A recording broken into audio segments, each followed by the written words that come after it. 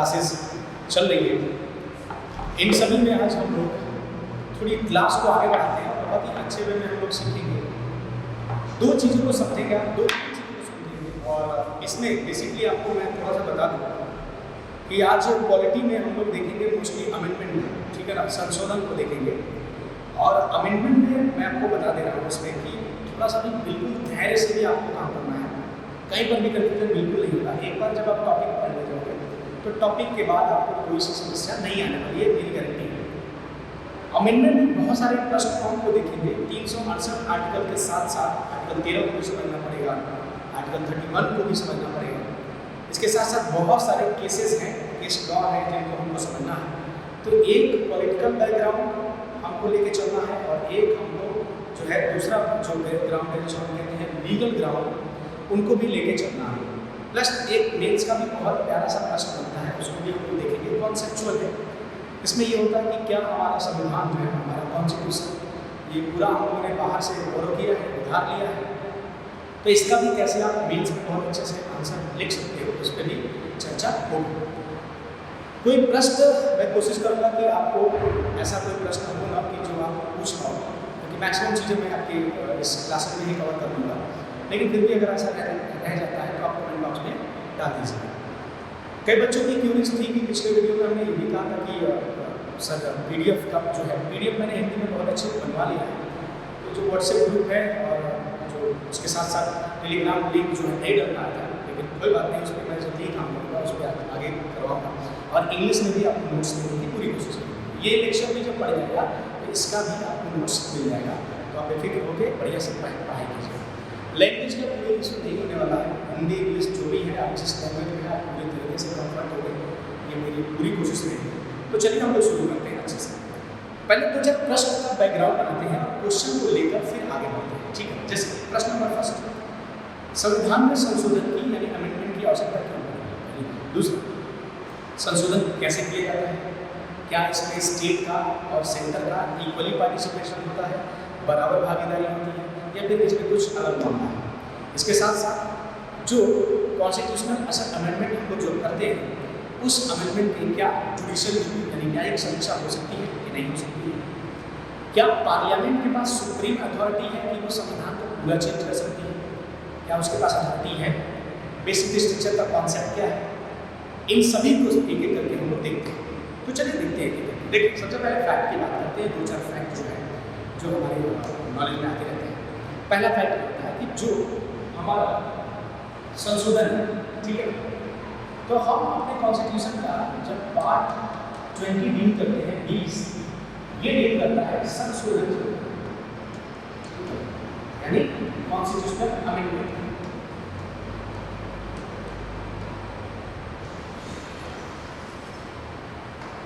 Constitutional amendment के बारे में। तो पार्ट 20 जो है डील करता है संशोधन के बारे में। अगर हम आर्टिकल की बात करें तो आर्टिकल जो है 368 368 जो है ये डील करता है अमेंडमेंट को यानी संशोधन। इसके साथ साथ अगर हम बात करें अमेंडमेंट के साथ साथ, ये हम लोगों ने लिया कहाँ से, टेकन फ्रॉम वेयर, इस साउथ इंडिया से हम लोगों ने इसको, ठीक है। ये तो होगा ये फैक्ट जो छोटे छोटे एग्जाम में खासकर पीसीएस वगैरह में मिलान के लिए क्वेश्चन आ जाता है, तो उसको आप लोग अच्छे से ध्यान दे सकते हैं, ठीक है। तो ये फैक्ट हो गया, पार्ट 20 में है, आर्टिकल 368 में है, और इसको हम लोगों ने साउथ अफ्रीका के कॉन्स्टिट्यूशन से लिया है। अब एक प्रश्न बनता है, क्या हमारा संविधान एक उधार का संविधान है, यानी क्या हमने सारी चीज़ें गौरव करके ली है? तो इस प्रश्न का उत्तर जरा हम लोग देखते हैं। देखिए, अगर हम देखें तो भारत के संविधान में पार्ट 3 जो है, भाग 3 है, जो फंडामेंटल राइट से डील करता है, जो मौलिक अधिकार जिसको कहते हैं। और मौलिक अधिकारों का जो प्रोविजन है ये हम लोगों ने US से उठाया है, यानी अमेरिका से उठाया है। और अमेरिका में जो फंडामेंटल राइट है उनको हम बिल ऑफ राइट कहते हैं, और उसको हम इंडिया में फंडामेंटल राइट कहते हैं। तो ऐसा नहीं है कि हमने डायरेक्ट US में जो चीज़ें लिखी गई थी वही डायरेक्ट हमने उठा के अपने यहाँ पर डाल दिया। एक तो प्रोविजन ये, दूसरा बहुत सारी चीज़ें जैसे आपने सुना होगा कि फंडामेंटल ड्यूटीज़ हम लोग USSR से इंस्पायर होकर लिए थे, इसी प्रकार DPSD आयरलैंड से, ऐसे करके बहुत सारे प्रोविजन हैं जिसमें हमने देखा है कि कहीं ना कहीं विदेशी कॉन्स्टिट्यूशन का इम्पैक्ट हमारे संविधान पर है। तो क्या हम अपने संविधान को उधार का संविधान कह सकते हैं, बोरोइंग कॉन्स्टिट्यूशन कह सकते हैं? तो आंसर है नहीं, ऐसा नहीं। एक्चुअली में देखिए हुआ क्या है, जैसे हर एक देश चाहता है, हर एक देश के निर्माता चाहते हैं कि वो देश सबसे बेस्ट बने वर्ल्ड में। और जब हमारे देश में संविधान बनाने की बात हुई तो हमारे संविधान जो निर्माता थे, यानी जो भी कॉन्स्टिट्यूशन के निर्माण में जो लोग असेंबली में बैठे थे, उन सभी के दिमाग में यही था कि हम अपने देश को बेस्ट से बेस्ट कॉन्स्टिट्यूशन दें ताकि हमारे देश में बाद में चल के कोई डिस्प्यूट खड़ा नहीं हो। और उसी का नतीजा है कि आज आप देख सकते हो कि बहुत सारे देशों में जो है मिलिट्री कू हो जाता है, तख्ता पलट हो जाता है, लेकिन भारत आज भी कॉन्स्टिट्यूशनली रूप से स्टेबल है। हाँ, बीच में 1975 में इमरजेंसी में कुछ प्रावधान आए थे, गड़बड़ी हुई थी, लेकिन फिर भी वो मास लेवल पर नहीं थे। ठीक है, तो इसलिए हमारे देश ने क्या किया है, सबसे दुनिया के बेस्ट जो चीज़ें थी, दुनिया के संविधान के जो बेस्ट चीज़ें थी, उन बेस्ट चीज़ों को संविधान में एक्वायर किया गया है और उनको भारत के परिप्रेक्ष्य में कैसे देखा जा सकता है, इंडिया के कंसेप्ट में कैसे देखा जा सकता है, उसको हमने समराइज करके फिर भारत के संविधान में पुट किया। जैसे राज्य के नीति निर्देशक तत्व जब हमने आयरलैंड से लिया तो सारी प्रोविजन को हमने आयरलैंड के हिसाब से नहीं ली, क्योंकि कुछ राज्य के नीति निर्देशक तत्व जो थे जिनको हमने भारत में समराइज किया उसको भारत के परिप्रेक्ष्य में भी हमने रखा। जैसे article 50 of the Indian constitution deal करता है organisation of the village panchayat, जो है ग्राम पंचायत का जो संगठन की बात हम करते हैं, ये दुनिया के हर संविधान में आपको नहीं मिलेगा। ये भारत की स्पेशलिटी है, क्योंकि भारत में हम लोकल गवर्नमेंट को बढ़ावा देने की बात करते हैं, स्थानीय सरकार को बढ़ावा देने की बात करते हैं। गांधी जी की भी विचारधारा थी कि हम लोकल गवर्नमेंट और सेल्फ गवर्नमेंट पर ज़्यादा विश्वास करें। तो इसी प्रकार हर चीज़ को हम लोगों ने संशोधन से लेकर हर एक प्रोविजन को किसी दूसरे के संविधान के साथ साथ अपने देश के संविधान के साथ मिलाकर अपने देश के कल्चर, देश के नागरिक, यहाँ पर जो इकोनॉमिकल, सोशल और जो आपके पॉलिटिकल स्टेटस था भारत में, उन स्टेटस को लेकर भारत के साथ देकर हमने सारे प्रोविजन को पुट किया। इसलिए भारत का संविधान उधार का संविधान नहीं, ये ध्यान रखिएगा। ऊपर से दिखता है लेकिन अंदर से जब पढ़ते हैं तो ऐसा नहीं है, ये ध्यान रखिएगा। क्योंकि हमारे देश में जो भी प्रोविजन दूसरे देशों से दिया है वो प्रोविजन कहीं ना कहीं अपने इंडिया के अकॉर्डिंग है, तो इसलिए भारत का संविधान एक बोरोड संविधान नहीं। एक प्रश्न का उत्तर आता है, आप मेंस के लिए इसको लिख सकते हो अच्छे से, कोई दिक्कत नहीं। और आप पिछले साल के क्वेश्चन सॉल्व करोगे तो आपको ये क्वेश्चन मिलेगा। दूसरा, संविधान में संशोधन की आवश्यकता क्यों पड़ी, अमेंडमेंट की आवश्यकता क्यों पड़ी और अमेंडमेंट का अर्थ क्या है? देखो, अमेंडमेंट का अर्थ जब हम आर्टिकल 368 सब क्लॉज फर्स्ट देखते हैं तो वो कहता है कि अमेंडमेंट का अर्थ है परिवर्तन, ठीक है, जिसको इंग्लिश में बोलते हैं एडिशन, परिवर्तन जिसको हम इंग्लिश में बोलते हैं चेंज, और निरसन जिसको हम बोलते हैं रिपील।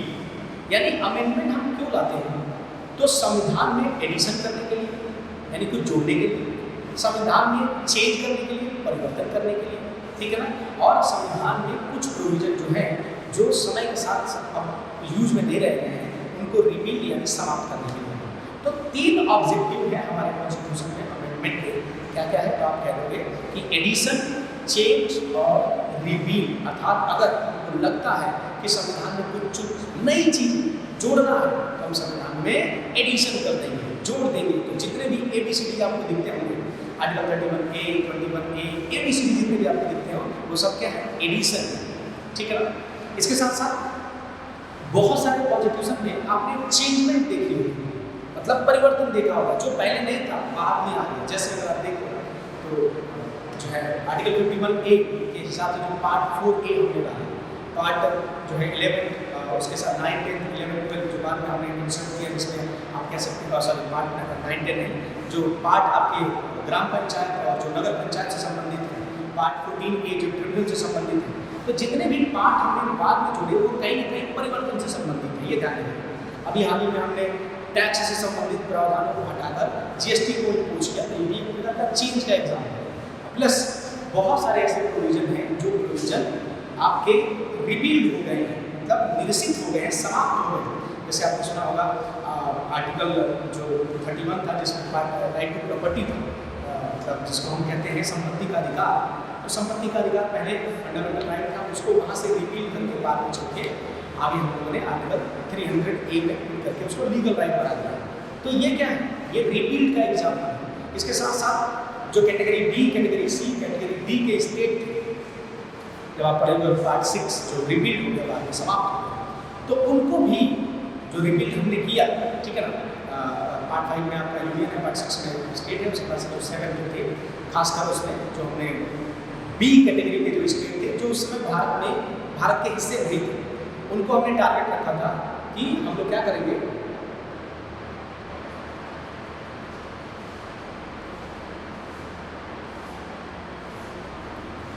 ठीक है।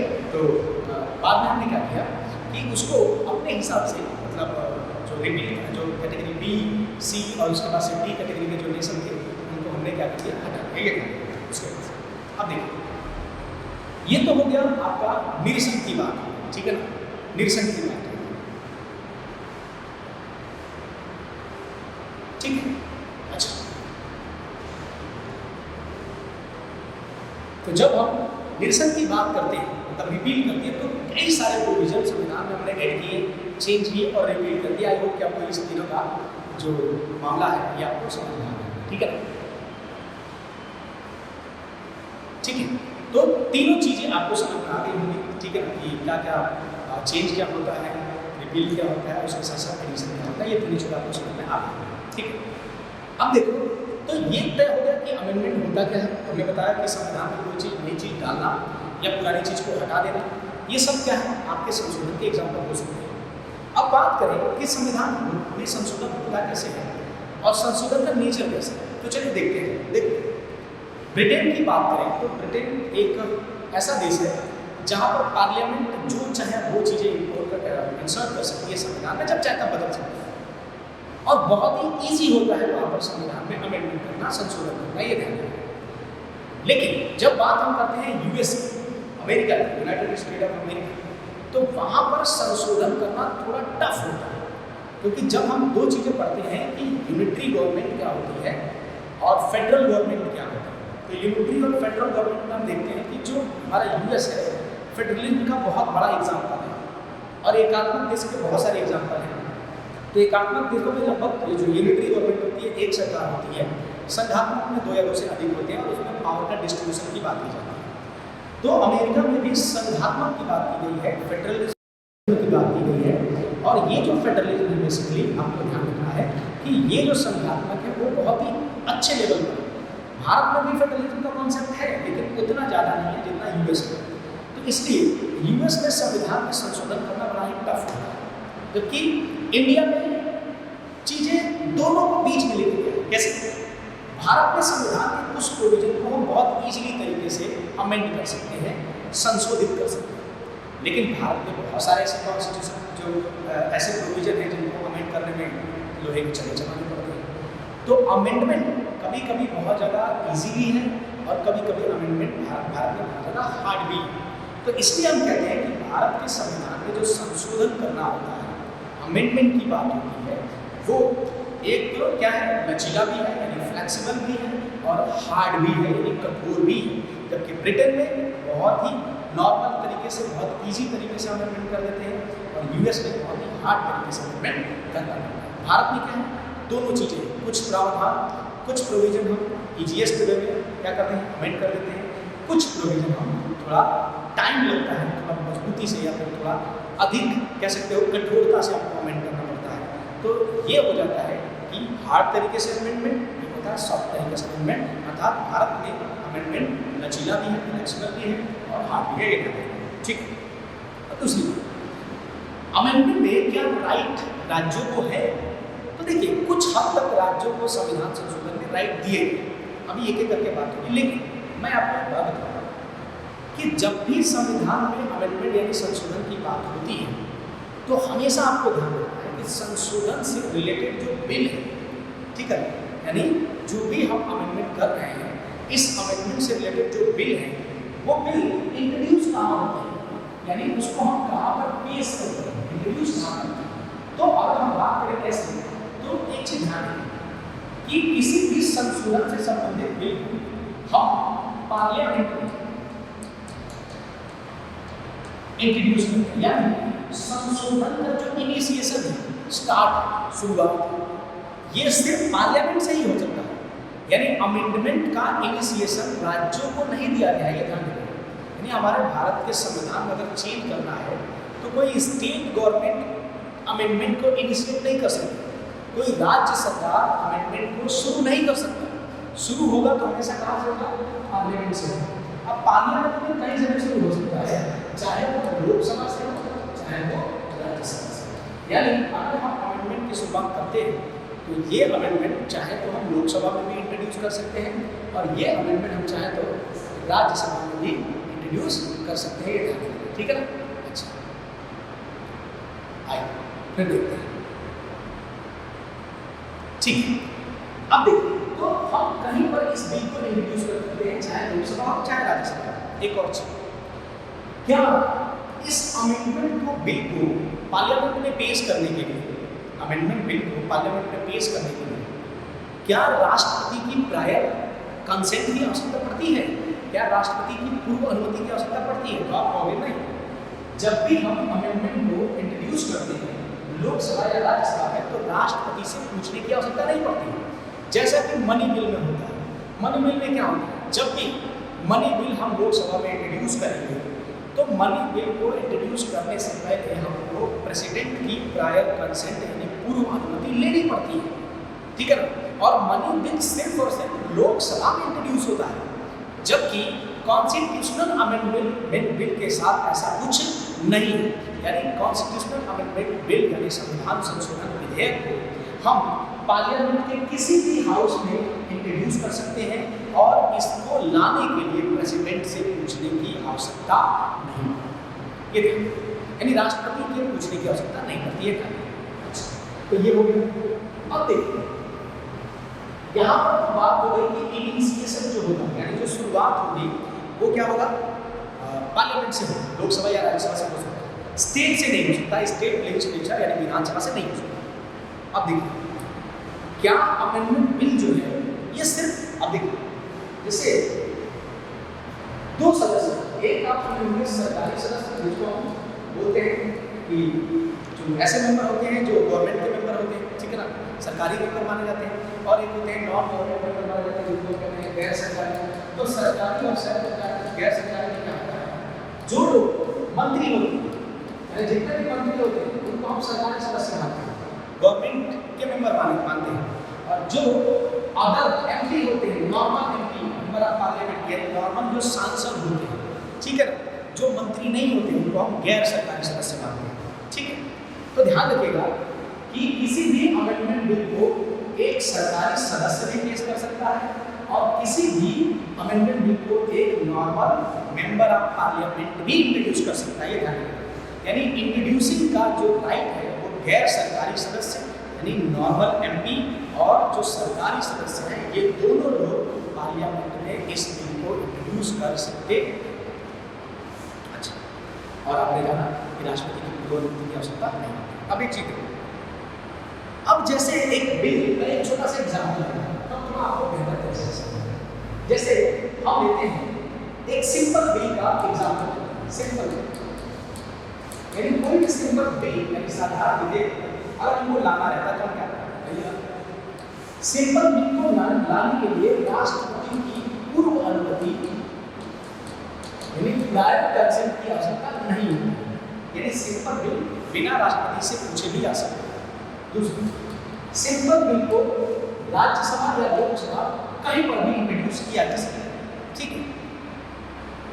फिर जब सिंपल बिल राज्यसभा और लोकसभा से पास होकर जाता है, किसके पास? राष्ट्रपति के पास जाता है, प्रेसिडेंट के पास जाता है। तो प्रेसिडेंट के पास तीन अधिकार होते हैं, तीन अधिकार। राइट नंबर फर्स्ट तो उसको ओके कर दो, राइट नंबर सेकंड या तो उसको समाप्त कर दो, राइट नंबर थर्ड या तो उसको रिकंसिडरेशन यानी पुनर्विचार के लिए वापस कर दो। ये तीन राइट होते हैं किसके पास? सिंपल बिल के कंटेस्ट में राष्ट्रपति के पास तीन राइट होते हैं अगर वो बिल पार्लियामेंट से पास हो गया। इसी तरह अगर संविधान संशोधन को लाना है तो राष्ट्रपति से पूछने की आवश्यकता नहीं होगी, बिल्कुल राज्यसभा या लोकसभा कहीं पर भी हम इंट्रोड्यूस कर सकते हैं। तीसरा, जब ये राज्यसभा लोकसभा के पास पेश होकर जाएगा राष्ट्रपति के पास तो राष्ट्रपति इस बिल पर ओनली यस ही है, यानी प्रेसिडेंट इस बिल को रिकंसिडरेशन के लिए वापस नहीं भेज सकता और प्रेसिडेंट इस बिल को डिनाई यानी नो नहीं कर सकता। यानी कॉन्स्टिट्यूशनल अमेंडमेंट बिल को प्रेसिडेंट को सिर्फ एस ही कहना होगा, हाँ ही कहना होगा। जानते हो क्यों ऐसा? इसके पीछे का रीजन क्या हो सकता है?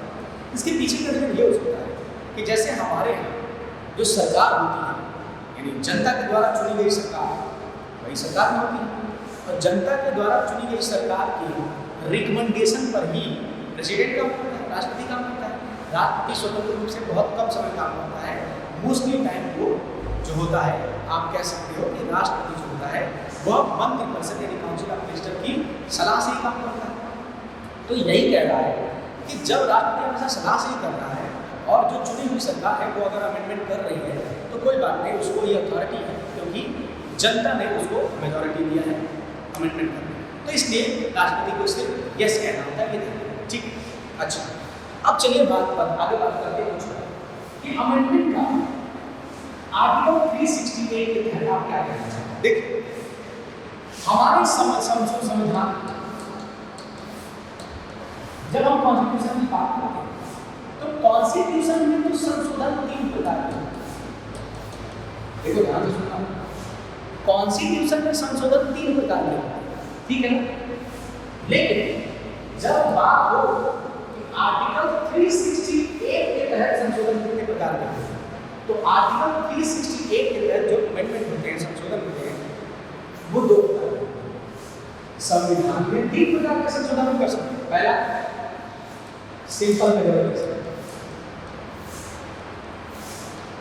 यानी साधारण बहुमत से। साधारण बहुमत का हमेशा मतलब होता है अगर 100 लोग हैं तो अगर 55 लोग यस कहते हैं तो वो पास हो जाएगा। ये सिंपल बिल का नॉर्मल सा मतलब होता है कि जितने लोग हैं उनका 50% प्लस।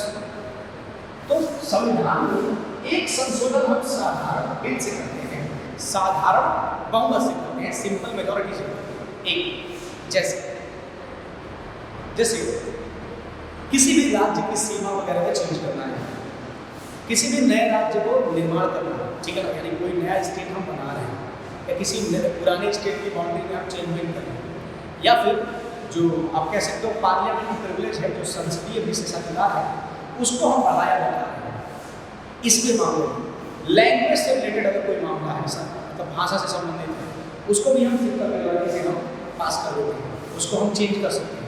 इसके साथ साथ अगर बात किया जाए कि जो सिंपल मेजॉरिटी से जो लैंग्वेज से मामला है उसको हम देख सकते हैं। इसके साथ साथ पार्लियामेंट प्रिविलेज को हमने देखा, नए राज्यों का प्रवेश, नए राज्यों का एग्जिट करना, एग्जिट तो पॉसिबल नहीं है, नए राज्यों का जो प्रवेश कर रहे हैं उसमें बाउंड्री जो भी सेटलमेंट होगी वो भी हम सिंपल मेजॉरिटी से करते हैं। इसके साथ साथ नागरिकता की प्राप्ति और समाप्ति यानी एक्वायर आप सिटीजनशिप या फिर अदर सिटीजनशिप को क्या किया जा रहा है, आपसे छीना जा रहा है।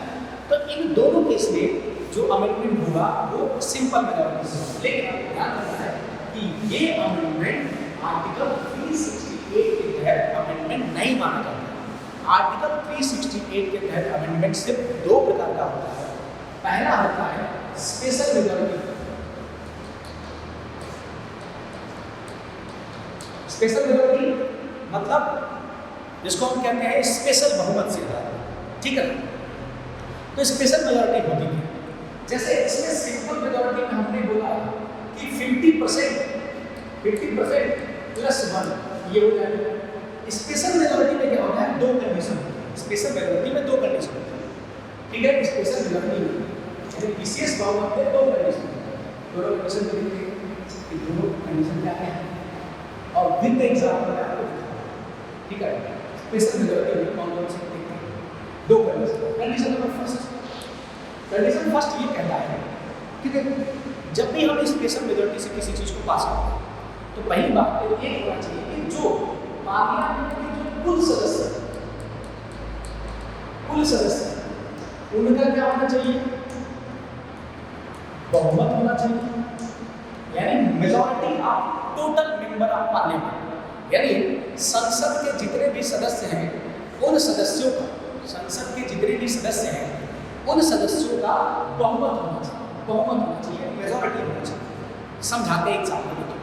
अब दूसरा ये कहता है कि जितने उपस्थित हैं यानी प्रेजेंट हैं और जितने मतदान कर रहे हैं उनका कितना होना चाहिए, 2/3 होना चाहिए, ठीक है? यानी उपस्थित तथा मतदान करने वालों का 2/3 और उसके साथ साथ अगर हम देखें तो कुल सदस्यों का बहुमत। फॉर एग्जाम्पल वर्तमान में अगर बात किया जाए तो लोकसभा में सदस्यों की संख्या 543 है। आप लोग कह रहे हैं 543 प्लस 2 है। 2 एंग्लो इंडियन का प्रोविजन अब समाप्त कर देंगे तो 543 है। तो 543 का बहुमत, टोटल मेंबर का बहुमत का अर्थ है कि पहले तो फेवर में कितने वोट होना चाहिए? 272 वोट होना चाहिए, यानी 272 लोग उस बिल को यस कहें, पहला पॉइंट। दूसरा, मान लेते हैं कि लोकसभा के मेंबर तो 543 543 है, ठीक है, लेकिन उपस्थित हुए मान लीजिए सिर्फ 300। उपस्थित हुए कितने? मात्र 300। तो उपस्थित का मान लीजिए कि 2/3 में यस है, मतलब ये 100 यानी 200, 2/3 यानी 300 का 2/3 कितना होगा? 200।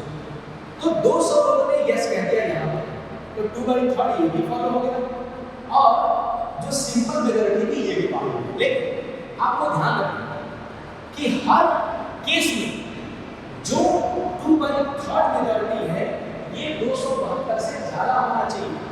दोनों चीजें फुलफिल हो रही है, मतलब कुल सदस्यों का बहुमत कितना है? 272 है, ठीक है ना। और दूसरा क्या कहना है? जितने प्रेजेंट हैं उनका 2/3 कितना है? तो आप कह रहे हो कि प्रेजेंट है 300 और इसमें से 200 ने यस कह दिया तो उस बिल को पास होना चाहिए, लेकिन बिल पास नहीं होगा। जानते हो क्यों? क्योंकि इस क्राइटेरिया को भी पास करना पड़ेगा। अर्थात अगर 300% है तो उस 300 में से 272 को यस कहना पड़ेगा, तभी वो बिल पास माना जाएगा। अर्थात जब भी हम स्पेशल मेजॉरिटी की बात करते हैं तो स्पेशल मेजॉरिटी में दोनों कंडीशन फुलफिल होनी चाहिए। कंडीशन नंबर फर्स्ट कि उसमें क्या होना चाहिए? कंडीशन नंबर फर्स्ट ये होना चाहिए कि कुल सदस्यों का बहुमत यानी टोटल जो मेंबर हैं उस हाउस में उसकी एक क्या होना चाहिए? बहुमत होना चाहिए, यानी 50% प्लस कम होना चाहिए। और उसके साथ साथ दूसरा कंडीशन जितने लोग प्रेजेंट हैं उपस्थित लोगों का 2/3 होना चाहिए। और दोनों में कंडीशन ध्यान रखना, इससे कम होना ही नहीं चाहिए। अगर इससे कम लोग यस कहते हैं तो वहाँ फॉलो नहीं माना जाएगा, ये ध्यान रखिएगा, ठीक है। अच्छा, तो ये कंडीशन होता है स्पेशल मेजॉरिटी। यानी अगर आपको कुछ नहीं समझ में आया तो रट्टा मारो जिंदाबाद कि देखो आर्टिकल 368 के तहत अमेंडमेंट दो प्रकार का होता है। एक अमेंडमेंट होता है स्पेशल मेजॉरिटी के थ्रू, यानी क्या बोलते हैं विशेष बहुमत के थ्रू। और विशेष बहुमत में जो भी आप कह सकते हो कि विशेष बहुमत में जो भी हम डिसीजन लेते हैं उसमें दो कंडीशन होता है। फर्स्ट कंडीशन कि जो टोटल मेंबर हैं उनका बहुमत होना चाहिए, यानी 50% प्लस 1 होना चाहिए, लगभग 272 अगर लोकसभा की बात करें। और अगर जो है अगर जितने लोग उपस्थित प्लस मतदान कर रहे हैं यानी प्रेजेंट कम हुए हैं और उसमें वोटिंग भी कम कर रहे हैं तो कम से कम 2/3 होना चाहिए। दोनों कंडीशन अगर फुलफिल होगा तभी वो बिल पास माना जाएगा। एक बिल से ये एक हाउस से ये बिल पास होगा, मान लीजिए लोकसभा से ये पास हुआ तो अब जाएगा राज्यसभा में।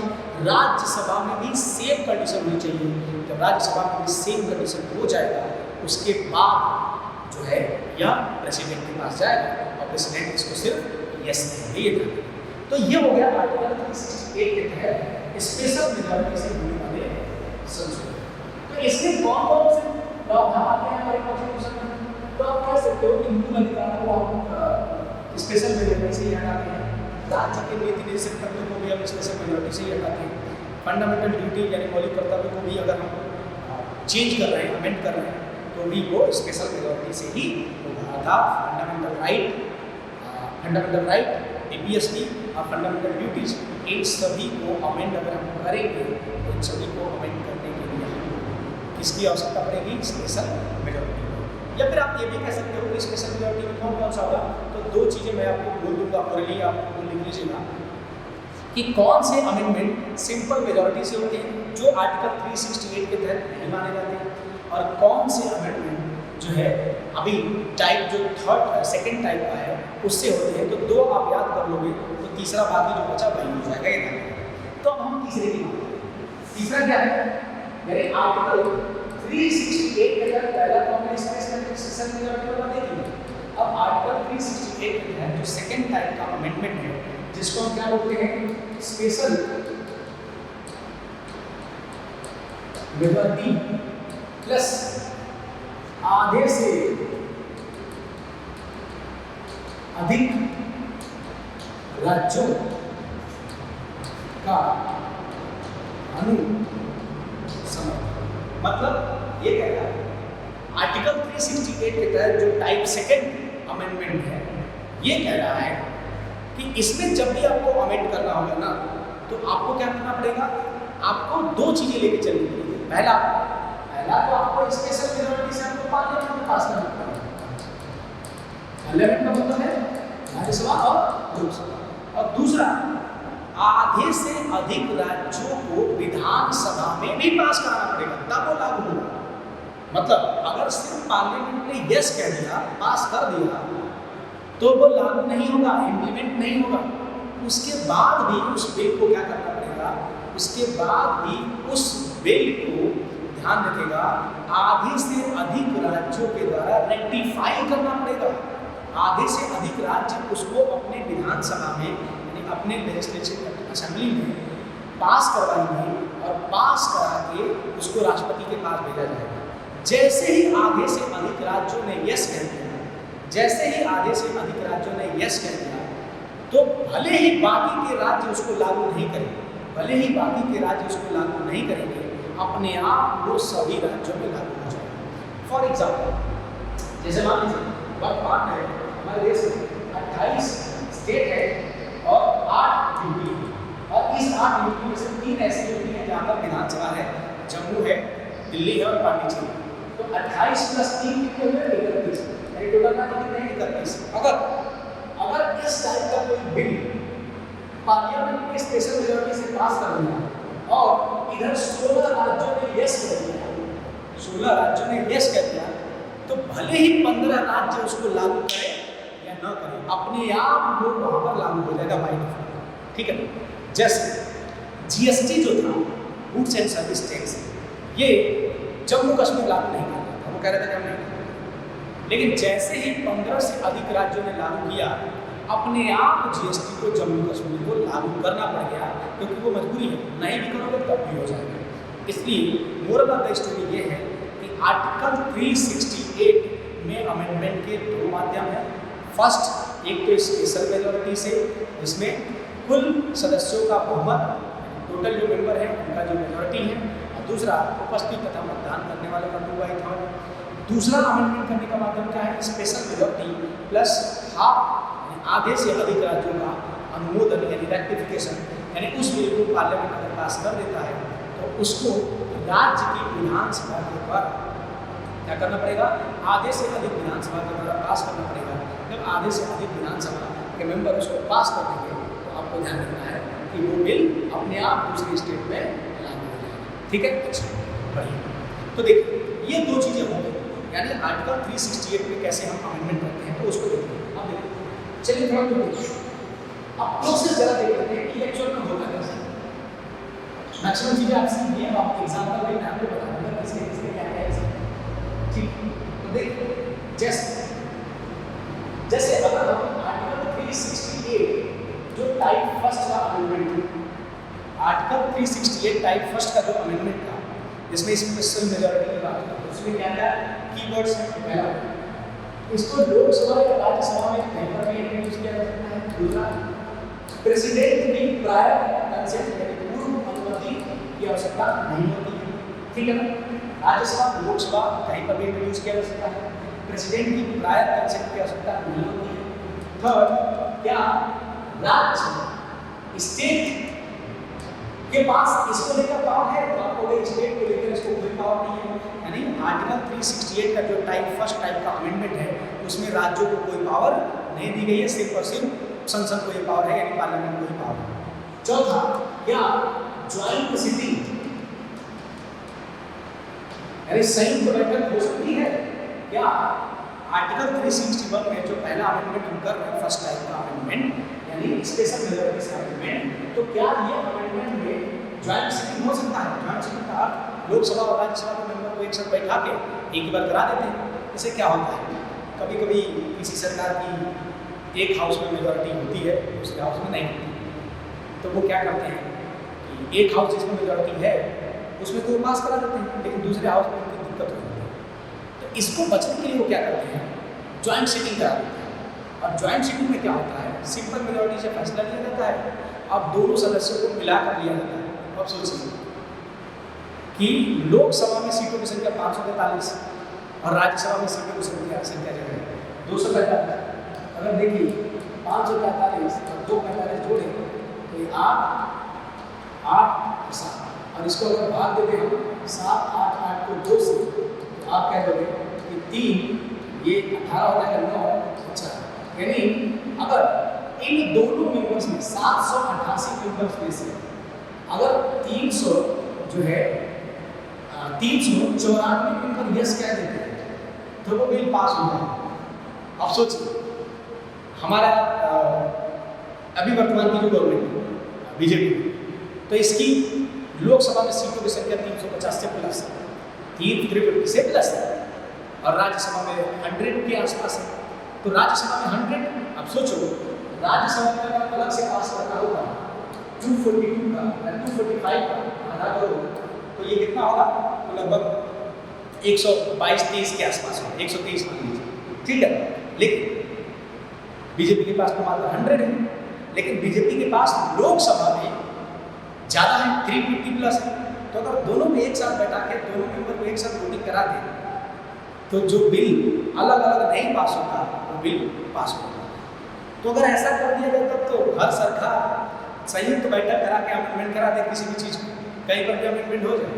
तो इसलिए ज्वाइंट सिटिंग, ध्यान रखिएगा, ज्वाइंट सिटिंग संविधान संशोधन बिल पर नहीं होता है। ज्वाइंट सिटिंग संविधान संशोधन बिल पर नहीं होता, ये ध्यान रखिएगा। अच्छा, आगे बात करते हैं। अगर मान लीजिए कि ये दिन काम हो गया, ज्वाइंट सिटिंग जो है संविधान संशोधन बिल पर नहीं लागू होती। अच्छा, अगर ये बिल लोकसभा और राज्यसभा से पास होकर प्रेसिडेंट के पास गया तो अब प्रेसिडेंट के पास कितने राइट, ओनली 1 राइट। ओनली क्या कहना पड़ेगा, सिर्फ यस। ये तो आर्टिकल 368 का टाइप फर्स्ट जो स्पेशल मेजॉरिटी से अमेंडमेंट होते हैं उनको मैंने बताया। और स्पेशल मेजॉरिटी से होने वाले अमेंडमेंट जो है वो कौन कौन से हैं, तो आप कह सकते हो कि वो आपके फंडामेंटल राइट है, ठीक है ना, फंडामेंटल राइट। उसके साथ साथ वे आपके फंडामेंटल राइट के साथ साथ आपके फंडामेंटल ड्यूटीज़ भी हैं, और उसके साथ साथ DPS यानी राज्य के जो विनियोजन तत्व हैं। तो ये तीनों जो है ये आपको ध्यान रखना है कि ये तीनों आपको बेसिकली स्पेशल मेजॉरिटी से क्या बोलते हैं अमेंडमेंट। अब अगर बात करें आगे, अगर हम बात करें कि जो दूसरा टाइम का था स्पेशल मेजॉरिटी प्लस आधे से अधिक राज्यों, तो उसमें क्या होगा, उसमें क्या क्या की फीचर होंगे। फीचर नंबर फर्स्ट, इनिशिएट कहाँ से होगा, तो लाया जाएगा, कहाँ से लाया जाएगा, कहाँ पर लाया जाएगा, तो या तो लोकसभा तो राज्यसभा, इसको लाया जा सकता है, यानी पार्लियामेंट में भी इसको इंट्रोड्यूस किया जाए। दूसरा, क्या राष्ट्रपति से पूछने की आवश्यकता पड़ेगी, प्री जो प्रायर कंसेंट की आवश्यकता पड़ेगी, तो नहीं, राष्ट्रपति से पूछने की आवश्यकता नहीं पड़ेगी। तीसरा, अगर ये बिल पास हो जाएगा राज्यसभा लोकसभा से तो कहाँ जाएगा, तो आप प्रॉब्लम कब ये जाएगा राज्यों के पास, और राज्य अगर आधे से अधिक राज्य अगर इसको ओके कर देते हैं सिंपल मेजॉरिटी से, आधे से अधिक राज्य अगर इसको ओके करें, यस, पार्लियामेंट में जो बिल पास किया है उसका हम समर्थन करते हैं, जैसे ही ओके यस कहेंगे अपने आप ये किसके पास आएगा, प्रेसिडेंट के पास। प्रेसिडेंट तो ऑलरेडी साइन करेंगे ही, क्योंकि और उनके पास ऑप्शन है नहीं, तो जैसे प्रेसिडेंट साइन करेंगे ये अमेंडमेंट पूरे भारत पर लागू हो जाएगा। अर्थात इस टाइप सेकेंड के अमेंडमेंट में राज्यों को पावर है, टाइप फर्स्ट के अमेंडमेंट में राज्यों को पावर नहीं है, ध्यान रखना। इसलिए अगर आपसे कोई पूछे कि क्या संशोधन में, संविधान संशोधन में राज्यों का रोल होता है, आप कहोगे यस होता है। जो टाइप सेकेंड टाइप का जो अमेंडमेंट होता है इसमें राज्यों का रोल होता है, क्योंकि 50% से +1 से जो राज्य हैं उनको कंसेंट देना पड़ेगा। तो कौन से मुद्दे होते हैं जो ऐसे पास होते हैं, तो ऐसे मुद्दे को अगर मैं कहूँ कि ऐसे कौन से मुद्दे हैं जो आप कह सकते हो कि स्पेशल मेजॉरिटी प्लस 1+2 स्टेट की संस्तुति यानी कंसेंट के आधार पर पास होते हैं, तो आप कह सकते हो कि जो राष्ट्रपति के चुनाव की प्रक्रिया है, यानी election method of president article 54-55, अगर इसमें हम परिवर्तन करना चाहते हैं, यानी आर्टिकल 54-55 में परिवर्तन करना चाहते हैं, राष्ट्रपति के चुनाव के सिस्टम को बदलना चाहते हैं, जैसे अभी राष्ट्रपति के चुनाव में कौन भाग लेता है, तो संसद और विधानसभा के सभी इलेक्टेड मेंबर जो होते हैं, निर्वाचित सदस्य, वो राष्ट्रपति के चुनाव में भाग लेते हैं।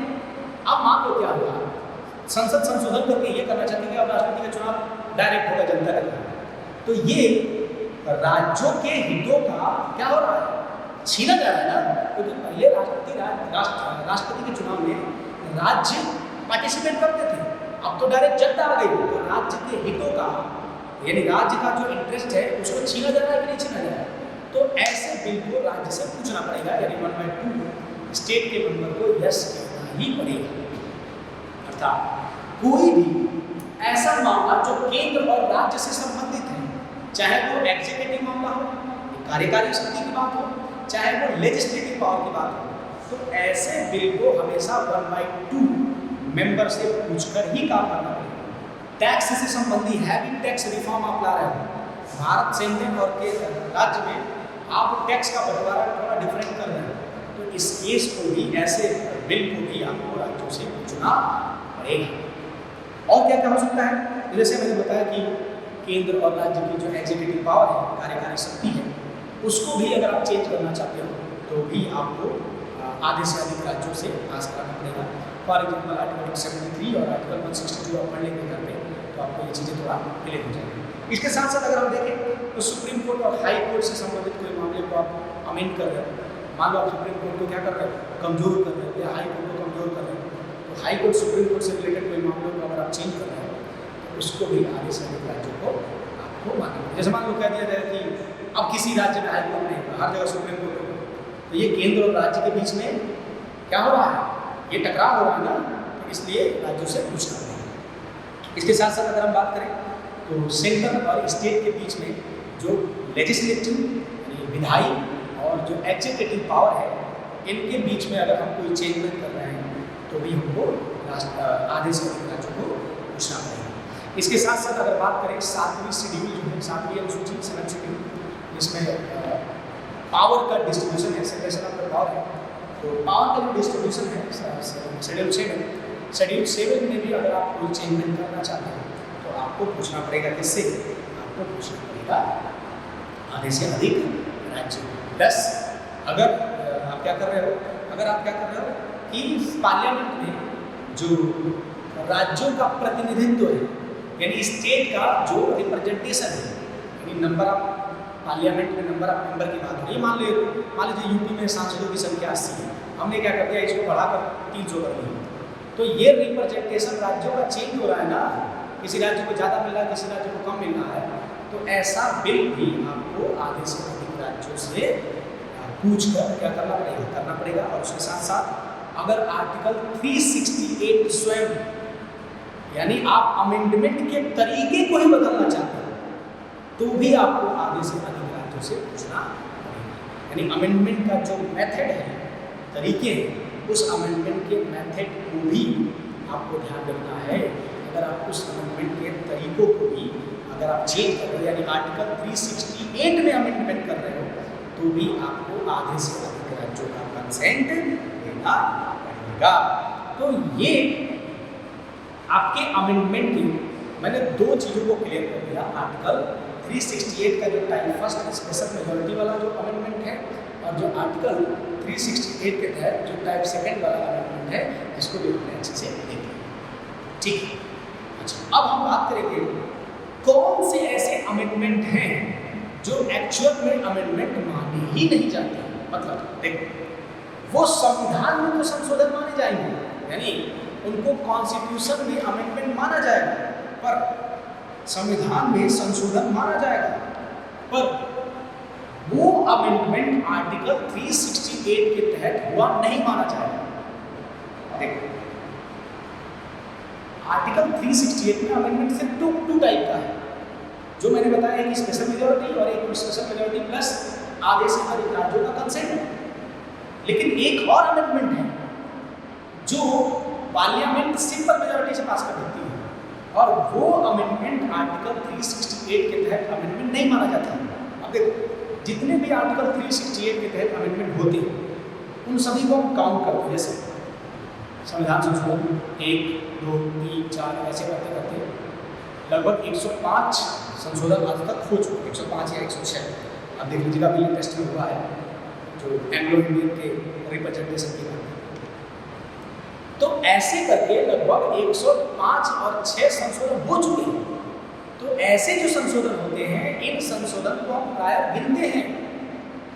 एक और चीज होता है, जैसे कई बार आप देखे होंगे कि कई जगह पर लिखा रहता है कि ये संविधान संशोधन बिल है और ये संविधान संशोधन एक्ट है, यानी अधिनियम, और एक होता है जो है एक्ट, यानी जिसको हम कहते हैं, एक को कहते हैं अधिनियम, एक को कहते हैं बिल।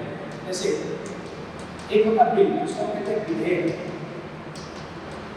और एक होता है एक्ट, जिसको हम कहते हैं अधिनियम।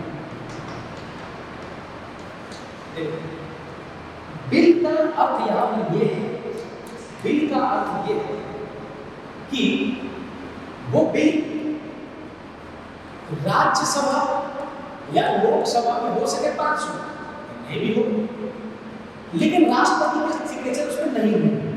यानी कोई भी बिल अगर लोकसभा राज्यसभा से पास हो जाता है, उसके बाद वो लोकसभा राज्यसभा के पास होने के बाद उस बिल को, आपको ध्यान रखना है कि लोकसभा राज्यसभा के पास होने के बाद उस बिल को अगर सिग्नेचर कर देता है राष्ट्रपति, तो वो बिल हो जाता है एक्ट, अधिनियम। ठीक है, वो बिल क्या हो जाता है, अधिनियम हो जाता है। लेकिन अगर उस बिल पर राष्ट्रपति के सिग्नेचर नहीं हुए तो वो बिल एक्ट रह जाता है। जैसे एक बिल है संविधान संशोधन bill, constitutional amendment bill, constitutional amendment bill number 123, और एक है कॉन्स्टिट्यूशनल अमेंडमेंट एक्ट 102।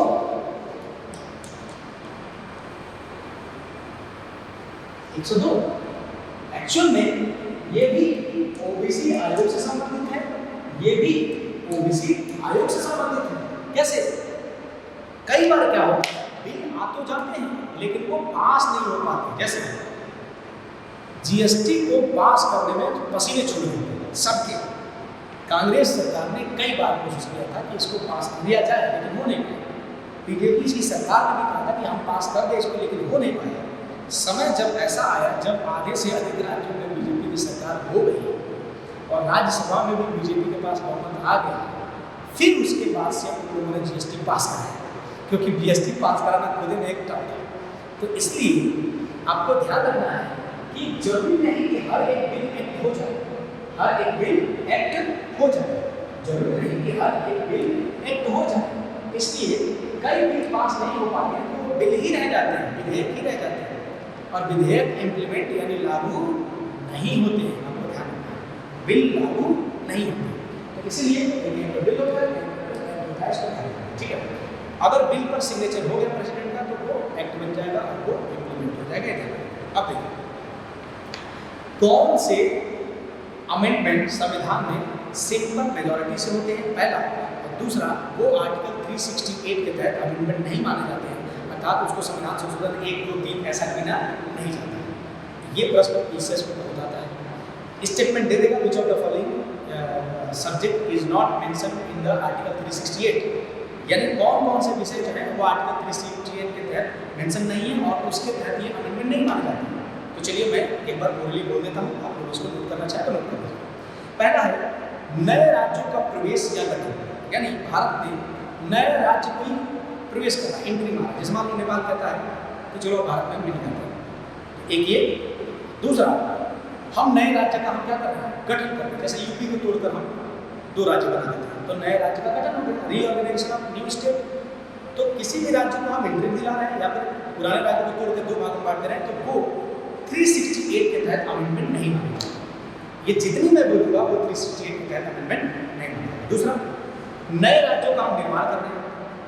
नए राज्यों का निर्माण का अर्थ है कि उत्तर प्रदेश से हम क्या कर रहे हैं, एक राज्य को तोड़कर 4 राज्यों को बना दे रहे हैं, या फिर जम्मू कश्मीर को तोड़कर हमने एक नया लद्दाख राज्य बना दिया, यूपी बना दिया। तो ये भी आपको ध्यान रखना है, 368 के तहत नहीं माना जाता। तो नए राज्यों का निर्माण, organisation of new state, area उसका जो क्षेत्रफल है, बाउंड्री सीमा है, या उसका नाम में परिवर्तन हम करना चाहते हैं तो वो भी 368 के तहत अमेंडमेंट नहीं होता। जैसे उत्तरांचल था उत्तराखंड में, तो ये अमेंडमेंट नहीं माना जाएगा 368 के तहत, ये ध्यान रखिएगा। और ये सिंपल मेजॉरिटी से होता है। इसके साथ साथ आप जानते हो कि जैसे पार्लियामेंट में कानून बनाने के लिए 2 हाउस है, एक लोकसभा दूसरा राज्यसभा। इसी प्रकार राज्यों में भी किसी राज्यों में 2 हाउस होते हैं, किसी राज्यों में 1 हाउस होता है। एक हाउस होता है जिसको हम कहते हैं विधानसभा, और एक होता है विधान परिषद यानी लेजिस्लेटिव असेंबली, लेजिस्लेटिव काउंसिल। तो अभी आपने देखा होगा कि उत्तराखंड के जो सीएम थे उन्होंने अपना त्याग पत्र दे दिया। क्यों? क्योंकि वो सीएम हो गए थे और लगभग 6 महीने होने वाला था, लेकिन फिर भी वो विधानसभा के मेंबर यानी लेजिस्लेटिव असेंबली के मेंबर नहीं। ठीक है,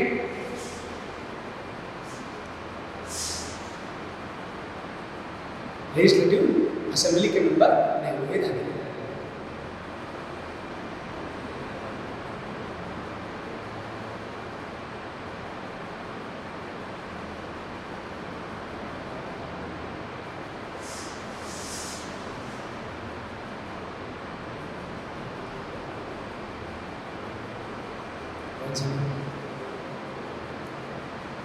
ठीक है, तो लेजिस्लेटिव असेंबली के वो मेंबर नहीं है, इसके वजह से उनको त्याग पत्र देना पड़ेगा। अभी ये बात ममता बनर्जी पे भी आने वाली है, क्योंकि ममता बनर्जी जो है, आपको ध्यान रखना है कि ममता बनर्जी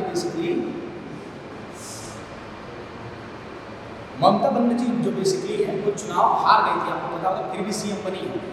तो कभी कभी क्या होता है, किसी राज्य में विधानसभा होती है, किसी राज्य में विधान परिषद नहीं होती। विधानसभा मैक्सिमम राज्यों में है ही, और जो यूटी है कुछ उसमें नहीं है, लेकिन विधान परिषद लेजिस्लेटिव काउंसिल किसी राज्य में होती है, किसी राज्य में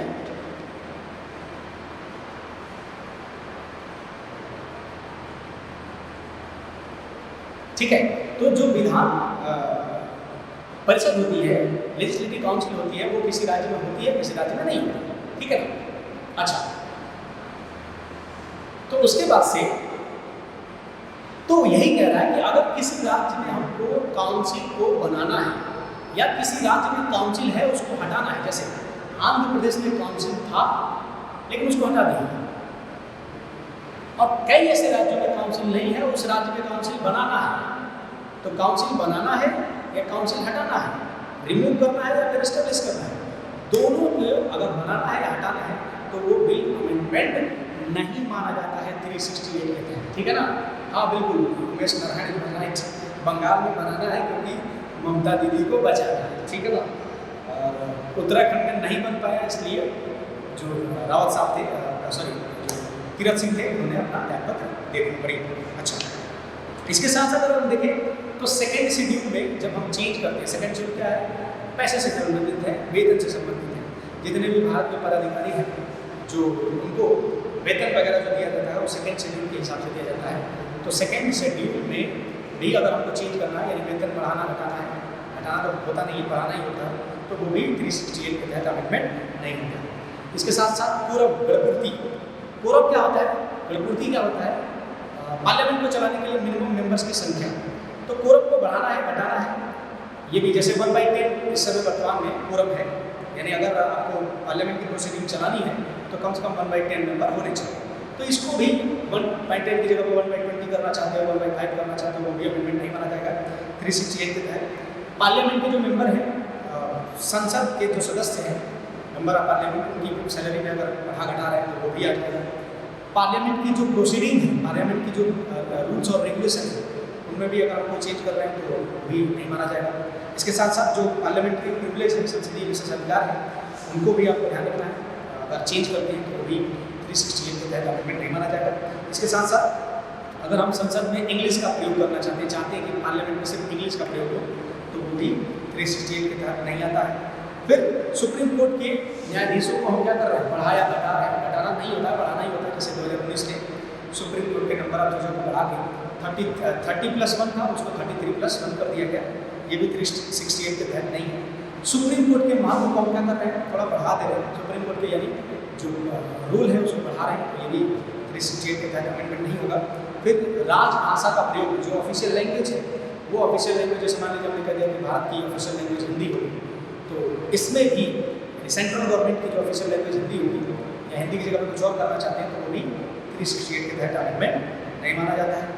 सिटीजनशिप को बनाना या हटाना, यानी कैसे सिटीजनशिप को अक्वायर करना है, कैसे खत्म करना है, वो भी अमेंडमेंट नहीं माना जाता है। इसलिए आपको ध्यान रखना होगा CAA जो कॉन्स्टिट्यूशनल अमेंडमेंट जो क्या बोलते हैं सिटीजनशिप अमेंडमेंट एक्ट था, उसके आगे नंबर नहीं था 120, 123, 124 ऐसा कुछ नंबर नहीं था, जानते हैं?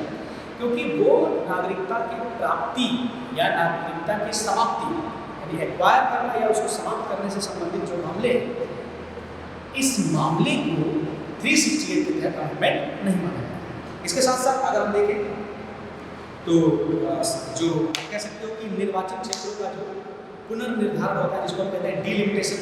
डिलिमिटेशन का मतलब होता है कि चुनाव के एरिया को डिसाइड करना, ठीक है ना। जैसे लोकसभा के क्षेत्र होते हैं, कई बार आप देखेंगे कुछ गांव पहले दूसरे लोकसभा क्षेत्र में रहते हैं, बाद में चुनने वो किसी दूसरे में चले जाते हैं। अर्थात सिंपल सी भाषा में कह सकते हो कि जो कॉन्स्टिट्यूएंसी होती है लोकसभा या फिर विधानसभा का जो क्षेत्र होता है, परिसीमन, यस हिंदी में इसको परिसीमन कहते हैं, डिलिमिटेशन कहते हैं, यानी बाउंड्री को क्या करना, जो किसी भी निर्वाचन क्षेत्र के बाउंड्री को चेंज करना, ये भी आप ध्यान रखिएगा 368 के तहत नहीं माना जाता है। और जम्मू में इस समय परिसीमन चल रहा है, ताकि इलेक्शन से पहले डिलिमिटेशन होगा, परिसीमन होगा, उसके बाद इलेक्शन होगा। अर्थात कितने क्षेत्र के लोग किस क्षेत्र में वोट देंगे, बात इसकी होगी, ठीक है। अच्छा, उसके साथ साथ यूटी को बनाना है, समाप्त करना है। जैसे आपने देखा होगा जम्मू कश्मीर को काट के हमने यूटी 2 बना दिया, तो वो भी कोई अमेंडमेंट बिल नहीं था, ठीक है, तो वो भी 368 के तहत नहीं आता है। इसके साथ साथ शेड्यूल 5, शेड्यूल 6, जिसमें आप कह सकते हो कि SC/ST एरिया के बारे में बात की गई है। शेड्यूल 5 जो SC/ST एरिया है, तो जो राष्ट्रपति उसको घोषित करता है, डिक्लेयर करता है किसी भी स्टेट को या किसी भी क्षेत्र को SC/ST एरिया, वो भी 368 के तहत नहीं होता है। और जो शेड्यूल 6 है, जिसको हम विशेष राज्य कह सकते हैं, शेड्यूल ट्राइब और शेड्यूल कास्ट के, जिसको आप AM/TM कहते हो, असम, मेघालय, त्रिपुरा, मिजोरम, या फिर इसमें आप ये भी कह सकते हो कि ATM में मनी नहीं है, यानी AM/TM में जैसे मणिपुर, मिजोरम और मेघालय, नॉर्थ ईस्ट में 3 राज्य मौसी हैं, तो 6वीं अनुसूची में कौन सा राज्य नहीं है, कभी कभी कन्फ्यूजन हो जाता है। इसलिए इसको याद करने की ट्रिक है, ATM में मनी नहीं है, यानी अनुसूची 6 में मनी नहीं है, मतलब मणिपुर नहीं है, तो कौन कौन है, असम, मेघालय, त्रिपुरा, मिजोरम से संबंधित प्रावधान। एक काम करिएगा, देखिए ये मैंने ओरली आपको बोल दिया, इसका मैं बहुत अच्छे से PDF आपको बनवा के आपके ग्रुप में डलवाऊंगा, ठीक है। और हाँ, टेलीग्राम चैनल भी बेसिकली आप चाहो तो अभ्युदय UPSC कानपुर करते हैं, उसमें आप जुड़ सकते हो। तो टेलीग्राम चैनल जो अभ्युदय UPSC कानपुर है, तो वहाँ पर भी मैं PDF आपको दे दूँगा, कोई परेशान होने की आवश्यकता नहीं है, ठीक है ना। तो PDF वहाँ पर आपको मिल जाएगा, आप आराम से टाइप करिएगा अभ्युदय UPSC कानपुर, कहीं पर कोई स्पेस नहीं रहेगा, तो आराम से आप टेलीग्राम ग्रुप में आप जुड़ सकते हो। वहाँ पर भी मैं आपको प्रोवाइड कर दूँगा PDF। और जैसे ही हिंदी इंग्लिश, मेरे पास इमरजेंसी जो मैंने पहले पढ़ाया था, सॉरी लैंग्वेज, भाषा, तो लैंग्वेज का PDF तैयार है, लेकिन वो PDF इंग्लिश वाला वर्जन नहीं है, तो पहले मैं हिंदी वाला वर्जन उसको आज कल में डाल दूँगा, और जैसे ही वो हिंदी वाला वर्जन हो जाएगा, उसके बाद से इंग्लिश वाले वर्जन को भी मैं डाल दूँगा। और उसी के साथ साथ क्या बोलते हैं, उसी के साथ साथ मैं क्या कर दूँगा, इसका भी, यानी इमरजेंसी का भी,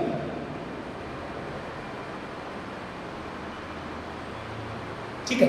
तो इसका जो है क्या बोलते हैं, जो PDF है, ये आपको उसमें डाल दिया जाएगा, ग्रुप में भी और इसमें भी दोनों में। एक चीज़ ध्यान रखिएगा, मैं अगले दिन से कोशिश करूँगा कि वायरलेस हेडफोन लेके, क्योंकि ऐसे 1 मिनट में कमेंट उड़ जाते हैं ऐसे करके, तो वो दिखता भी नहीं, ठीक है। और कई बार आप लोग बोलते हो, कई आपकी टाइपिंग जो होती है वो टीचर को, सामने वाले को समझ में नहीं आती, तो मैं अगली बार वायरलेस हेडफोन लेके आऊँगा, ताकि जिनको प्रश्न पूछना हो वो बोल देंगे तो मैं सुन लूँगा यहाँ पर आराम से, ठीक है। तो ये ध्यान रखिएगा। तो ये प्रोविज़न जो थे हमारे अमेंडमेंट से संबंधित, इनको हमने देख लिया। अब कुछ आलोचना भी की जाती है, यानी कुछ क्रिटिसिज्म है हमारे अमेंडमेंट से संबंधित, तो क्या क्या है। तो पहला ये कहा गया है कि जब भी हम अमेंडमेंट करते हैं, तो अमेंडमेंट करने में पार्लियामेंट को हमने रोल दे दिया है। तो पार्लियामेंट को जब हमने रोल दे दिया है, तो इसमें आप कह सकते हो कि बेसिकली कोई बॉडी नहीं है जो अमेंडमेंट करने के लिए रिकमेंड करे। जैसे US में क्या है, एक बॉडी होती है, एक प्राधिकरण है जो अगर अमेंडमेंट करना होता है तो वो कुछ सुझाव देते हैं। भारत में ऐसा कुछ नहीं है, अमेंडमेंट करना होगा तो मेंबर ऑफ पार्लियामेंट मिलकर कर लेंगे, ये अमेंडमेंट कर लेते हैं। दूसरा क्या है, दूसरा ये है कि जैसे भारत में राज्यों को अमेंडमेंट में ज़्यादा तवज्जो नहीं दिया गया है, अमेंडमेंट करने में राज्यों को ज़्यादा तवज्जो नहीं दिया गया है, जबकि यूएस में है। जैसे देखिए, हमने अभी कहा कि अगर 368 के तहत अगर हमको कोई अमेंडमेंट करना है, 368 के तहत अगर हमको कोई अमेंडमेंट करना है तो हम क्या करते हैं, 368 के तहत अमेंडमेंट जो सेकेंड टाइम का, उसमें आधे से अधिक राज्य अगर यस कह देंगे तो वो लागू हो जाता है। यूएस में 3/4 है, अर्थात 75% अगर राज्य यस कहेंगे तभी माना जाएगा, ठीक है ना। ये ध्यान रखिएगा, यूएस में थोड़ा राज्यों को ज़्यादा पावर दिया गया है, इंडिया में कम है, इंडिया में सिर्फ 50% राज्य है, ठीक है ना।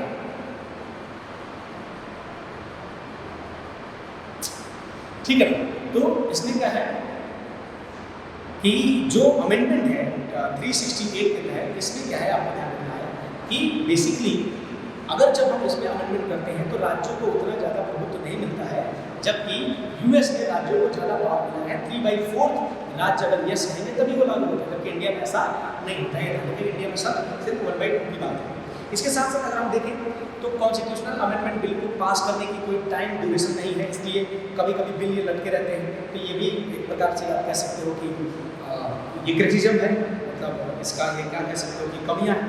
इसके साथ साथ जॉइंट सीटिंग का कोई प्रोविजन नहीं है। मान लीजिए कोई अमेंडमेंट करना बहुत ही ज़रूरी हो, लेकिन फिर भी वो अमेंडमेंट नहीं किया जा रहा है, यानी वो अमेंडमेंट आप कह सकते हो कि बेसिकली वो अमेंडमेंट जो है वो सरकार करने के लिए ज़रूरी था, लेकिन इसलिए नहीं हो पा रहा है क्योंकि मेजॉरिटी नहीं है, तो ज्वाइंट सीटिंग का प्रावधान नहीं है, तो ये भी थोड़ा गड़बड़ है, आप कह सकते हैं।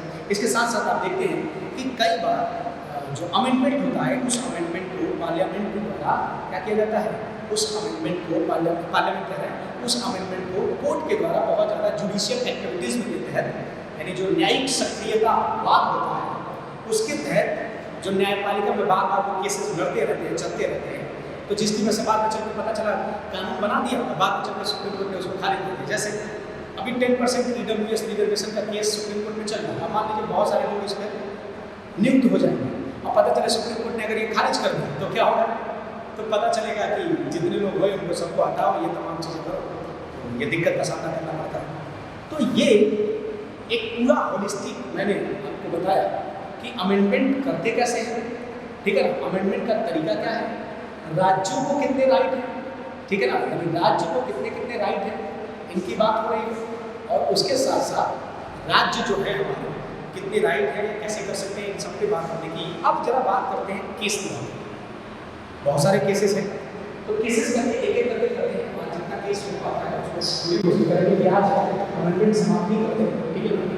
नया टॉपिक ह्यूमन राइट कमीशन आपको पढ़ाना है या आपको RTI पढ़ाना है या पढ़ाना है, बहुत सारी चीज़ें। तो 1920 को भी क्लास हो गई, तो जरा देखते हैं। तो देखिए, अब आर्टिकल 368 के तहत संशोधन की बात हम करेंगे और संशोधन में केस की बात करेंगे। पहले एक केस आया था संतरी प्रसाद वर्सेस यूनियन ऑफ इंडिया का केस आया था, और ये केस आया था 1951 में संतरी प्रसाद का केस आया था, संतरी प्रसाद वर्सेस यूनियन ऑफ इंडिया, और ये केस 1951 में आया था। और इस केस के द्वारा कुछ सवाल उठाए गए। क्या उठाए गए? देखिए, आर्टिकल 31 और आर्टिकल 13 जरा देखते हैं। आर्टिकल 31 कहता था राइट टू प्रॉपर्टी, संपत्ति का अधिकार, और एक संशोधन हुआ। संशोधन क्या हुआ?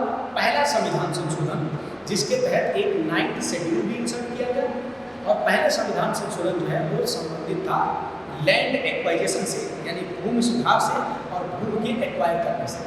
तो पहले संविधान संशोधन के द्वारा आर्टिकल 31 में एक क्लॉज जोड़ा गया, आर्टिकल 31A, और उसमें लिखा गया कि कुछ ऐसे लॉ होंगे जो प्रॉपर्टी को एक्वायर कर सकते, यानी वो संपत्ति को खींच सकते।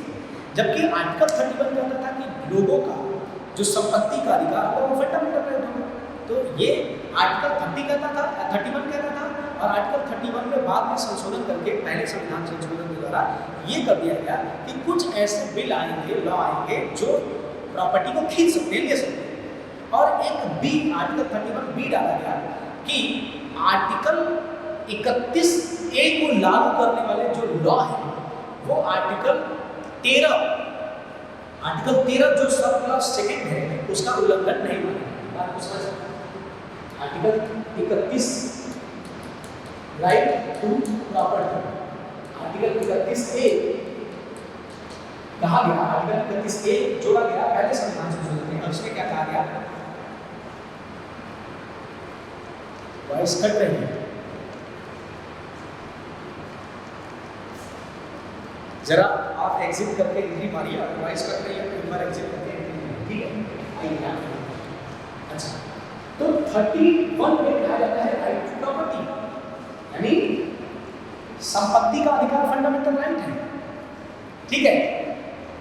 अच्छा, अब दूसरा 31 ए जोड़ दिया गया पहले संविधान संशोधन में, फर्स्ट कॉन्स्टिट्यूशनल अमेंडमेंट में, कि कुछ ऐसे कानून आएंगे जो क्या करेंगे, लैंड को एक्वायर करेंगे, यानी लैंड को क्या करेंगे, यानी संपत्ति को क्या करेंगे, लेंगे अपने पास, मतलब उसको सरकार चाहे तो संपत्ति को क्या कर सकती है, ले सकती है अपने अंदर, ठीक है, ठीक है। अच्छा, तो अगर ऐसा लॉ आता है इसमें, और फिर बी ने कहा था कि ए से संबंधित यानी 31 ए का जो भी लॉ होगा, लॉ रिलेटेड टू आर्टिकल 31 ए, ये आर्टिकल 13 सब क्लास 2 का वायलेशन नहीं है। तो ये क्या होगा, जैसे आर्टिकल 13 सब क्लास 2 कहता है कि कोई ऐसा नियम नहीं होगा जो नियम हमारे फंडामेंटल राइट को हमसे छीनेगा, ठीक।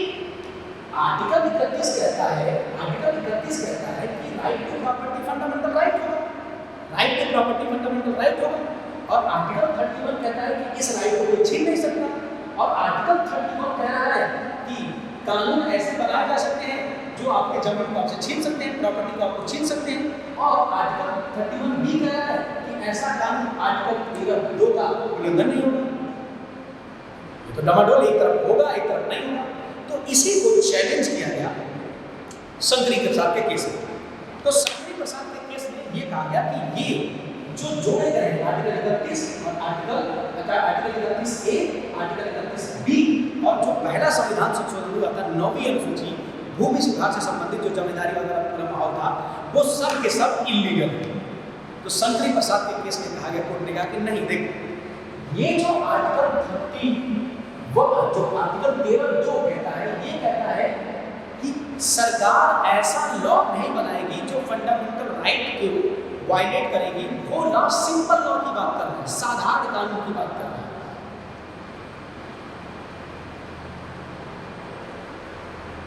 वो कानून कैसा है, वो कानून कैसा है, तो सिंपल लॉ, साधारण लॉ, और यानी आर्टिकल 13 कब वायलेट माना जाएगा, जब कोई साधारण बिल, ध्यान रखिएगा, हमारे फंडामेंटल राइट को वायलेट करे।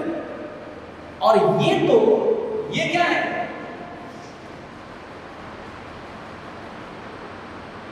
ये क्या है, ये जो है ये तो संविधान संशोधन के द्वारा इंसर्ट किया गया है। तो संविधान संशोधन के द्वारा इंसर्ट किया गया है, इसलिए ये आर्टिकल 13(2) का वायलेशन नहीं है। वैसे समझ लीजिए, देखिए शंकरी प्रसाद का जो केस था 1951 में, ये क्यों गया, क्योंकि पहला संविधान संशोधन हुआ था, और पहले संविधान संशोधन में जमीन को एक्वायर करने से संबंधित कुछ मामले दिए गए थे। पहला संविधान संशोधन के द्वारा आर्टिकल 31, जिसमें राइट टू प्रॉपर्टी एक फंडामेंटल राइट था, उसी में 2 क्लॉज जुड़े गए, आर्टिकल 31 ए, आर्टिकल 31 बी। आर्टिकल 31 ए कहता है कि कोई भी लॉ बनाया जा सकता है जो प्रॉपर्टी को एक्वायर करे, और आर्टिकल 31 बी कहता है कि ऐसा लॉ जो आर्टिकल 31 ए के तहत बना है वो आर्टिकल 13 सेकेंड का वायलेशन नहीं माना जाएगा। और आर्टिकल 13 सेकेंड कहता है कि फंडामेंटल राइट से बने गए, फंडामेंटल राइट को वायलेट करने वाले कोई भी लॉ वो है इम्प्लीमेंट नहीं होंगे, वाइड माने जाएंगे, 0 माने जाएंगे। तो यहाँ पर वायलेशन हो गया ना, क्योंकि ये फंडामेंटल राइट को क्या कर रहे हैं, राइट टू प्रॉपर्टी को छीन रहे हैं, तो ये आर्टिकल 13 का उल्लंघन है। तो इसी केस को शंकरी प्रसाद में उठाया गया था। तो सुप्रीम कोर्ट ने कहा था कि देखो आर्टिकल 13(2) उस मामले में लागू होता है जब मामला साधारण बिल से संबंधित हो, यानी कोई सरकार कोई नॉर्मल सामान्य कानून लेके आ रही है, जनरल कानून लेके आ रही है, तो वो उस पर लागू होगा। यानी जनरल कानून फंडामेंटल राइट का वायलेशन करेगा तो वह वाइड हो जाएगा। लेकिन ये जो कानून है, ये जो बिल है, यानी आर्टिकल 31A और आर्टिकल 31B, और ये जो लैंड एक्वाइजेशन जो बिल है, यानी पहला संविधान संशोधन जो हुआ है वो वैलिड है। क्यों वैलिड है? क्योंकि जो है ये सिंपल बिल नहीं है, ये संविधान संशोधन के द्वारा लिया गया है, और संविधान संशोधन करना संसद का कार्य है। ठीक है, शंकर प्रसाद में आपका कोई इस प्रॉब्लम नहीं होना चाहिए, लेकिन फिर भी अगर जो अगर होता है तो आप कमेंट के बारे में बताइए, मैं आपको बताऊँ। ठीक है, ठीक है। अब देखिए, अब दूसरा केस गया, एक दूसरा केस गया सज्जन सिंह वर्सेज जो है यूनियन ऑफ इंडिया। तो सज्जन सिंह के केस में, ये 1965 का केस था, सज्जन सिंह का केस, ठीक है। और सज्जन सिंह के केस में क्या हुआ कि बाद में एक संशोधन हुआ था। जैसे पहले संविधान संशोधन को चैलेंज किया गया था शंकरी प्रसाद के केस में, वैसे ही 17वें संविधान संशोधन को चैलेंज किया गया था सज्जन सिंह के केस में, यानी 1965 में। तो 1964 में एक 17वां संविधान संशोधन हुआ था, और इस 17वें संविधान संशोधन में क्या आया था? पहला एक पॉइंट प्रोविजन ये थे कि अगर किसी जमीन का हम एक्वायर कर रहे हैं, किसी जमीन को हम उठाएंगे, तो उस जमीन का मुआवजा देंगे जो भी मार्केट वैल्यू होगी, इसके हिसाब से मार्केट वैल्यू के हिसाब से मुआवजा देना पड़ेगा, पहला। दूसरा, लैंड से रिलेटेड, लैंड को एक्वाइज करने के लिए, लेने से संबंधित बहुत सारे प्रावधानों को इसमें डाल दिया गया। तो अगेन फिर वही मामला उठा कि ऐसे करके तो कोई भी हमारा प्रॉपर्टी ले लेगा। तो इसलिए केस गया सज्जन सिंह वर्सेज जो यूनियन ऑफ इंडिया 1965 का केस। इस केस में ये कहा गया कि एक्चुअल में जो पार्लियामेंट है उसके पास ये पावर ही नहीं है कि वह प्रॉपर्टी यानी फंडामेंटल राइट से संबंधित किसी मामलों को अमेंड कर सके, यानी संशोधन का पावर है ही नहीं। तो सज्जन किस केस में सुप्रीम कोर्ट ने कहा कि देखिए, पार्लियामेंट के पास ये पावर है कि वह संविधान के किसी भी पार्ट को अमेंड कर सकती है, इंक्लूडिंग फंडामेंटल राइट। और फंडामेंटल राइट क्या है? राइट टू प्रॉपर्टी, क्योंकि राइट टू प्रॉपर्टी को तो इस 17वें संविधान संशोधन में चैलेंज किया गया था। तो इसलिए ये बिल यानी ये जो संशोधन हुआ है 17 वाला, वो वैलिड है, कोई दिक्कत नहीं। और उन्होंने बहुत बड़ी टिप्पणी क्या बोली कि कहा कि देखो, अगर संसद के पास अमेंडमेंट करने की पावर नहीं होती तो हमारे संविधान निर्माती जो लोग थे, संविधान को बनाने वाले जो लोग थे, वो आर्टिकल 368 डालते ही नहीं। आखिर उन्होंने 368 क्यों डाला? क्योंकि उनको लगा कि बाद में जब परिवर्तन होंगे, तो भी तो उन्होंने 368 डाला। और 368 डाला तो उन्होंने अमेंडमेंट की पावर किसको दी? पार्लियामेंट को दी ना। तो इसीलिए अगर ऐसा होता कि पार्लियामेंट संविधान को संशोधित ही नहीं कर सकता है, पार्लियामेंट फंडामेंटल राइट को क्या बोलते हैं, अमेंडमेंट कर ही नहीं सकता, तो संविधान बनाने वाले उसको मेंशन करते हैं कि संसद सिर्फ इसको अमेंड कर सकता है, इसको अमेंड नहीं कर सकता। तो चूंकि संविधान बनाने वालों ने ये मेंशन नहीं किया, इसलिए संसद के पास अधिकार है कि संसद जो है किसी भी बात को, फंडामेंटल राइट को भी अमेंड कर सकती है। ठीक, अब देखिए अब क्या होगा। अब बाद में चल के जब ये सज्जन सिंह का केस आ गया, तो तीसरा केस एक आया है गोलकनाथ वर्सेज जो है पंजाब राज्य 1967। बहुत ही लैंडमार्क केस, बहुत ही इंपॉर्टेंट केस। और इस केस में 11 जज थे और 6 लोगों ने एक साथ यस कहा था, 6 और 5 लोगों ने नो कहा था। तो 6-5 की जजमेंट आया था 1967। तो सज्जन सिंह के मामले को चैलेंज किया गया गोलकनाथ के मामले में, ठीक है। तो ये हमारे सुप्रीम कोर्ट के पास अथॉरिटी है कि वो अपने दिए गए जजमेंट को पलट भी सकती है और अपने दिए गए जजमेंट को पर बनी भी नहीं सकती। तो गोलकनाथ के केस में क्या है कि उन्होंने सज्जन सिंह के केस को चैलेंज किया, लेकिन उससे पहले 2-3 और केस आए थे। एक आया था आरसी कूपर का केस, और एक आया था माधवराज सिंधिया का केस। आरसी कूपर के केस में क्या था कि जितने भी बैंकों को, आप जानते हो कि 1969 में बैंकों का नेशनलाइजेशन हुआ था, ठीक है। और उसके बाद से बाद में चल के माधवराज सिंधिया अभी केस आया था, वो गोलकनाथ के बाद में बात आएगी। तो गोलकनाथ के केस में सज्जन सिंह के केस को चैलेंज किया गया और सज्जन सिंह के केस के मामले में कहा गया कि नहीं, ये मामला ठीक नहीं लगता है मुझे। तो गोलकनाथ के केस में ये कहा गया कि मामला बदल दिया गया। सज्जन सिंह के केस में जो कहा गया था उसको बदल दिया गया और गोलकनाथ के केस में ये कहा गया कि जो हमारा संसद है, पार्लियामेंट है, वो पार्लियामेंट बेसिकली फंडामेंटल राइट को अमेंड नहीं कर सकता, यानी मौलिक अधिकारों को संविधान में संशोधन नहीं किया जा सकता जो फंडामेंटल राइट है। और इन्होंने एक बहुत अच्छा बात किया, प्रोस्पेक्टिव ओवररूलिंग की बात की। प्रोस्पेक्टिव ओवररूलिंग की बात मैंने कहने का मतलब ये था कि गोलकनाथ के पहले के जितने भी केस हैं और जितने भी अमेंडमेंट हैं, वो अमेंडमेंट अगर फंडामेंटल राइट में हुए हैं तो वो वैलिड होंगे, कोई दिक्कत नहीं है। बाद में चलते यानी गोलकनाथ का केस 67 के बाद से अगर जो भी अमेंडमेंट होंगे फंडामेंटल राइट में वो वाइड होंगे, यानी सुन होंगे, अर्थात फंडामेंटल राइट में अमेंडमेंट नहीं हो सकता। ठीक है, अब ये बात जब कोर्ट ने कहा कि फंडामेंटल राइट में अमेंडमेंट हो नहीं सकता, ये देखकर अब पार्लियामेंट को तिलमिला उठा पार्लियामेंट, क्योंकि पार्लियामेंट के पास भाई राइट है अमेंडमेंट करने का। तो पार्लियामेंट तिलमिला उठा और पार्लियामेंट ने तिलमिला के एक और संशोधन किया 24 में, और कई सारे संशोधन हुए 24, 25, 26 और 29, जिनको बाद में चैलेंज किया जाएगा केस वाले में। तो एक 24वां संविधान संशोधन किया गया 1971 में गोलकनाथ के केस को पलटने के लिए। और गोलकनाथ के केस में जो बात कहा गया था कि फंडामेंटल राइट को अमेंड नहीं किया जा सकता, उसी केस को पलटने के लिए 24वां संविधान संशोधन किया गया। और 24वां संविधान संशोधन, और इससे पहले भी दो केसेस थे, जैसे मैंने बताया आरसी कूपर का केस में बैंकों के नेशनलाइजेशन से संबंधित मामला था, और जो माधवराज सिंधिया का केस था जिसमें जो रियासतें थी उनको एक्वायर किया गया था, उनका रिफंड नहीं दिया गया था, मतलब जो रियासतें दी गई थी तो उनके बदले में ये हुआ था कि आपको इतना पैसा दिया जाए, तो वो पैसा दिया नहीं गया, तो पेमेंट नहीं हो रहा था। तो इससे संबंधित मामलों को चैलेंज किया गया और इसको सब पलट के पार्लियामेंट ने अपने हिसाब से 24वें संविधान संशोधन में 2-3 बातें जोड़ी। क्या जोड़ा?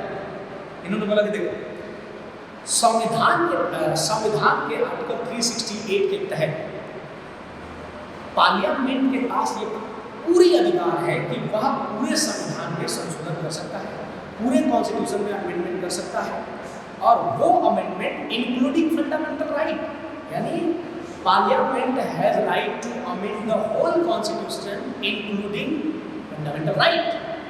क्योंकि गोलकनाथ के केस में कहा जाता है कि पूरे में करोगे लेकिन फंडामेंटल राइट में नहीं करोगे, तो 24वें संविधान में संशोधन करके ही कह दिया गया कि फंडामेंटल राइट में भी कर सकता है कौन? हमारा संसद। और फिर एक बात कहा गया कि अगर कोई पार्लियामेंट कोई अमेंडमेंट का बिल लेके जाती है तो उस बिल को राष्ट्रपति सिर्फ यस ही कहेगा। जैसे अभी हमने बात किया था कि अमेंडमेंट बिल को राष्ट्रपति सिर्फ यस ही कह सकता है, नो नहीं कर सकता, वापस नहीं कर सकता, सिर्फ यस कहेगा। तो ये भी बात कब जोड़ी गई? ये भी बात 24वें संशोधन में जोड़ी गई। ठीक है ना?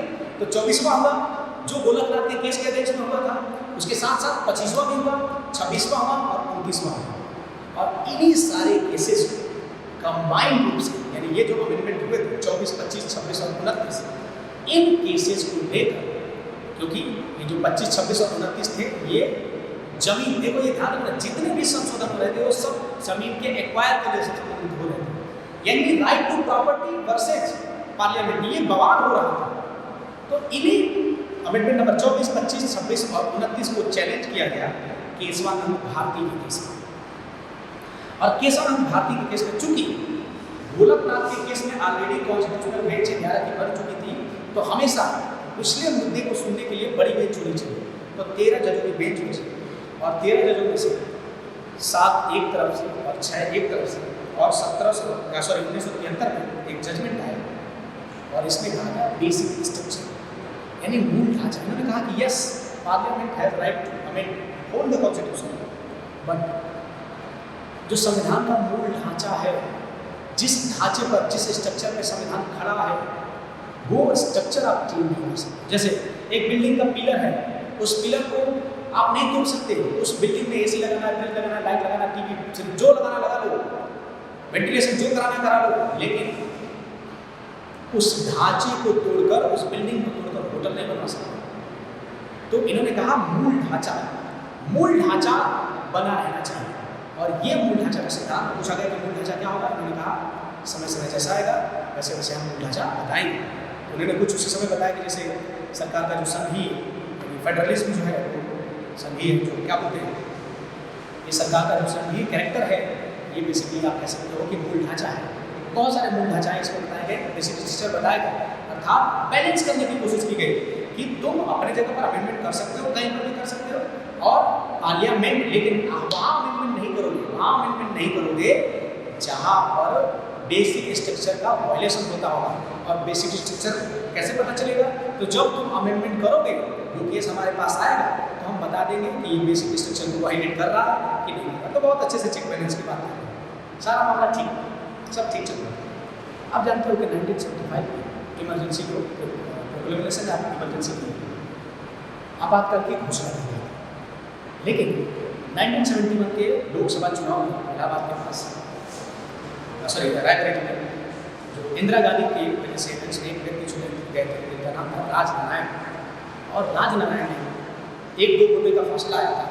तो इंदिरा गांधी की जो व्यक्ति थी उसको इस आधार पर चैलेंज किया कि इंदिरा गांधी ने अपने चुनाव को जीतने के लिए जो संवैधानिक, आप कह सकते हो कि जो संवैधानिक मशीनरी, कॉन्स्टिट्यूशनल मशीनरी है, ब्यूरोक्रेसी है, इनका इस्तेमाल करके अपने फेवर में इलेक्शन जीता है। और इस केस का जजमेंट आया 75 में, और 75 में जब जजमेंट आया तो कहा गया कि इंदिरा गांधी का जो चुनाव है वो इनवैलिड है, इलाहाबाद हाईकोर्ट ने कहा, और इसलिए इंदिरा गांधी अब प्रधानमंत्री नहीं रह सकती। इस बात को जैसे ही पता चला तो इस जजमेंट को इंदिरा नेहरू गांधी वर्सेस राजनारायण 1975 के जजमेंट को पलटने के लिए एक और संशोधन हो गया, और वो संशोधन हो गया 39 कॉन्स्टिट्यूशनल अमेंडमेंट, 39वां संविधान संशोधन।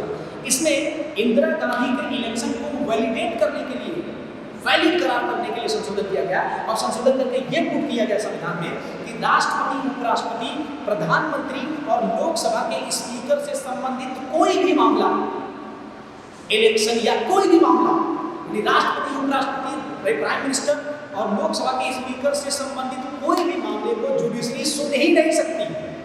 तो जब जुडिशरी सुन ही नहीं सकती और इंदिरा गांधी पीएम थी, तो वो पीएम का जो मामला था वो जुडिशरी सुन नहीं सकती, तो जुडिशरी का जो इलाहाबाद हाई कोर्ट का जो जजमेंट है राजनारायण वर्सेस इंदिरा गांधी केस में, वो बेकार है।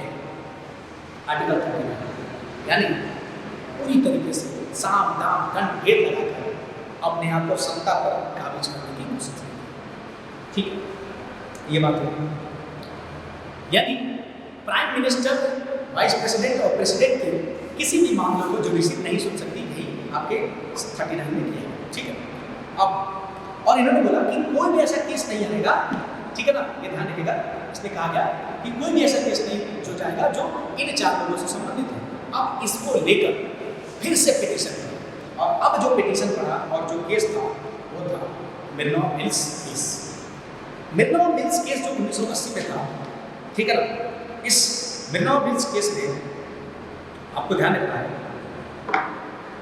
कि 1980 में फिर से क्या बताया गया, देखो कि जो भी मिर्नो मिल्स के मामले हैं, ठीक है ना, आपको ध्यान रखना है, तो जो भी मिर्नो मिल्स की ये कहा गया कि जुडिशरी और जो हमारे संसद, इन दोनों के बीच में कोई लड़ाई नहीं है कि तुम आगे हम आगे, या फिर तुम बहुत आगे हम आगे, ये करके। एक और चीज़ किया गया, एक और चीज़ किया गया, 39 संशोधन के बाद एक और संशोधन किया गया था, 42वां संविधान संशोधन, जिसको आप मिनी कॉन्स्टिट्यूशन कहते हैं, ठीक है। तो 39वां किया गया, और 39वां के बाद से 42वां किया गया। और 42वां संशोधन में क्या किया गया कि देखो, पहली बात कि आर्टिकल 368 के अंतर्गत इन्होंने क्लॉज डाला, क्लॉज फर्स्ट 4, और इन्होंने कहा कि आर्टिकल 368 के तहत जो भी संशोधन होंगे वो सुप्रीम कोर्ट में चैलेंज नहीं किए जा सकते। ध्यान रखिएगा, 39वां में तो ये कहा गया कि पीएम, वाइस प्रेसिडेंट और जो लोकसभा का अध्यक्ष है उसके मामले को हम सुप्रीम कोर्ट में नहीं सुना सकते। लेकिन 42वां में ये कह दिया गया कि कोई भी संशोधन आर्टिकल 368 के तहत हुआ है, कोई भी संशोधन आर्टिकल 368 के तहत हुआ है, उसको आर्टिकल 368 सब क्लॉज 4 के माध्यम से कहीं पर भी सुप्रीम कोर्ट में चैलेंज नहीं किया गया। यानी संशोधन को सुप्रीम कोर्ट में चैलेंज नहीं किया जा सकता, ये कहा गया 42वां संविधान संशोधन। और फिर इन्होंने बोला आर्टिकल, यानी 42वें संविधान संशोधन के माध्यम से आर्टिकल 368 में 2 बातें जोड़ी गई, आर्टिकल 368(4) जिसमें कहा गया था कि जो संशोधन होंगे उसको न्यायपालिका में आप चैलेंज नहीं करोगे, और आर्टिकल 368 जो 5 है जिसमें कहा गया कि अमेंडमेंट करने के लिए संसद के पास पूरा अधिकार है, निर्बाध, मतलब कोई कंट्रोल ही नहीं है। संसद चाहे तो अनकंट्रोल के पूरे कॉन्स्टिट्यूशन में अमेंडमेंट कर सकते हैं। ये दो बातें की गई। तो आर्टिकल 39 करें, अमेंडमेंट नंबर 39 और अमेंडमेंट नंबर 42, ये दोनों अमेंडमेंट आपको ध्यान रखना, ये दोनों अमेंडमेंट जब हुए तो इनको काउंटर करने के लिए ये सारा बेनॉम मिल्स केस 1980 में, और बेनॉम मिल्स केस में फिर से चेक बैलेंस की बात की गई, और article 368 sub clause 3 and sub article 368 clause 4 and 5 को इनवैलिड करार कर दिया गया। कहा गया कि नहीं, आपके पास राइट है कि आप कोई भी संशोधन कर सकते हो, और हमारे पास राइट है कि हम उसका जुडिशियल रिव्यू कर सकते हैं। अर्थात हमारी न्यायपालिका यानी किसी भी लॉ को इंटरप्रिटेट करने का, किसी भी लॉ को वैलिडेट करने का जो राइट हमारे पास है, आप हमसे वो छीन नहीं सकते। ये जुडिशरी का बेसिक स्ट्रक्चर है।